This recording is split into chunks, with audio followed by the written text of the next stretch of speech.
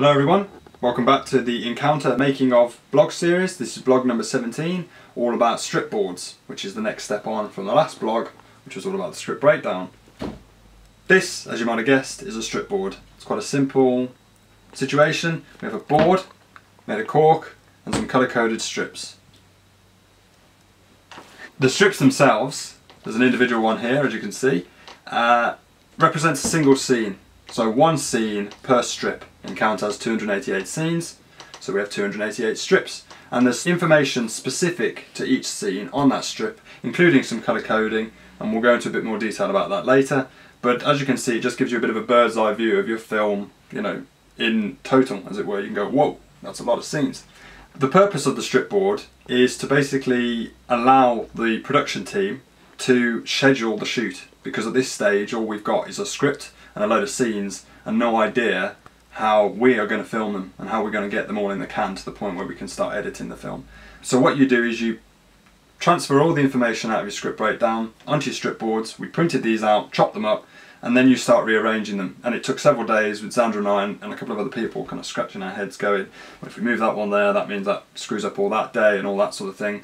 And the whole purpose of it is to get to a point where you have the most efficient shoot in terms of time and money. We have basically concluded the result of our strip board process is that we are going to need 30 days to shoot Encounter. So that's a 6-week shoot, 6 5-day weeks. If you look at the strip board here, these blue markers that we've put across with like just some cotton string represent, that's day 1, that's day 2, day 3, etc, all the way to day 30. And these are all the scenes we want to shoot on day 1, all the scenes we want to shoot on day 2, etc. We're planning on average to shoot 4.5 pages of screen time or script pages a day. Some days we'll shoot less because those scenes may be more intense, like action scenes. Some days we may shoot more than 4.5 pages. We may have like a really long dialogue scene of 5 or 6 pages that we'll get in one go, and that will kind of even it all out. Before we'd done this strip board process, we had no idea how long the film was going to take. So now we've done this, we can move forward, putting all this information into a production schedule, which will be the next blog, and then obviously coming up with a budget based off that production schedule, and it all cascades down that way. So let's just look at a bit more detail at this strip board and all the information that's in it. Okay, let's have a look at day 19. These are all the scenes we plan to shoot on day 19. If we come in a little bit closer, we can see some of this information. As you can see, this is taking place in the newspaper office set. And let's just look at this one here. This is scene number 9. Let's have a look at the information on the strip itself. Scene number 9, it's a day interior scene. It takes place on story day 1. Encounter is a film that takes place over 3 days, so this is right at the beginning of the film. Also scene 9 would suggest that. This number here is 1 2/8, and that basically gives you an idea of how long the scene is itself. That's 1 whole page and 2/8 of a page, so quite a long scene.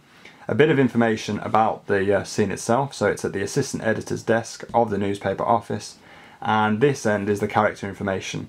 Encounter has 4 main characters. Number 1, the main character, is present in that scene, but also you can see that character 5 and 14, we've made a little note, those characters are also present. And that kind of information is on every single one of these strips on this board. If we have a look at this scene for a bit more character information, you can see we've got characters 1, 2, 3 and 4 present in this scene. This is scene 99, a day interior, story day 3, so it's a lot further ahead in the story, and it's 5/8 of a page, so it's about half a page of script. But if we look up here, this is on day 18. So on day 18 we're shooting scenes on story day 3, but on day 19 we're shooting scenes on story day 1. That's what I'm talking about, we're shooting out of sequence. So what about the colour coding that's going on here? We've got 4 main colours here: white, blue, green and 1 yellow over here, just the 1. Those colours represent whether it is a day or night scene, or whether it is interior or exterior. So on this board, this is the on location board for the majority of the exterior scenes that we've got for the film. Yellow represents an exterior day scene and green represents an exterior night scene.